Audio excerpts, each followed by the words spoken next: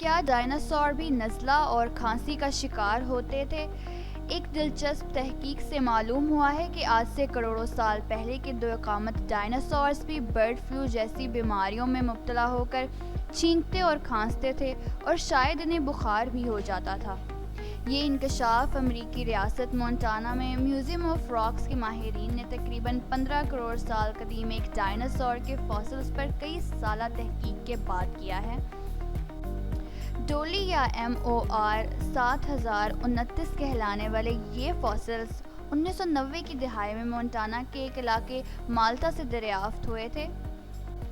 یہ فاسلز لمبی گردن، بھاری جسم اور 4 پیروں پر چلنے والے سیروپوڈ ڈائناسور کے تھے جو تقریباً 15 کروڑ سال قبل وہاں رہا کرتا تھا۔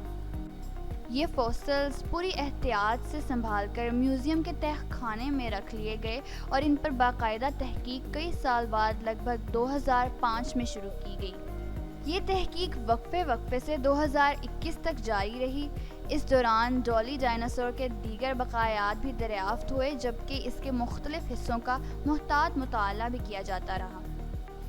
CT اسکین اور دوسری جدید تکنیکوں سے جائزہ لینے پر معلوم ہوا کہ دیگر سیروپوڈ ڈائناسوروں کے مقابلے میں اس کی گردن اور گلے والا حصہ بہت مختلف تھا۔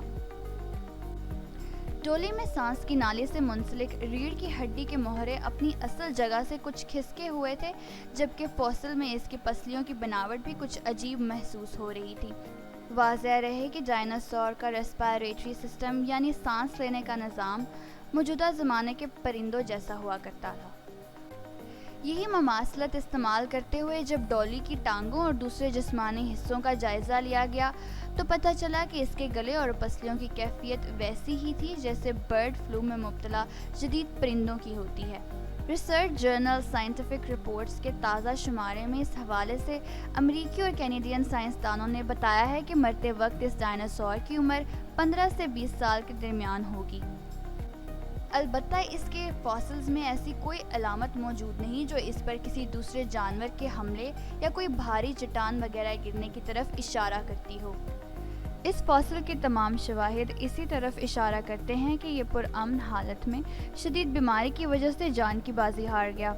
ڈاکٹر کیری وڈرف نے کہا جو اس ریسرچ پیپر کے مرکزی مصنف اور میوزیم آف دی راکس کے سینئر سائنسدان ہیں۔ ان کا مزید کہنا تھا کہ ہم خاص اعتماد سے یہ کہہ سکتے ہیں کہ ڈائناسور کے زمانے میں بھی سانس کی بیماریوں کا وجود تھا، لیکن اس بارے میں ہم کچھ نہیں کہہ سکتے کہ وہ بیماریاں جرثوموں اور پھپھوندیوں کی وجہ سے ہوتی تھیں یا ان کی وجہ بھی برڈ فلو وائرس جیسے وائرس ہوتے تھے۔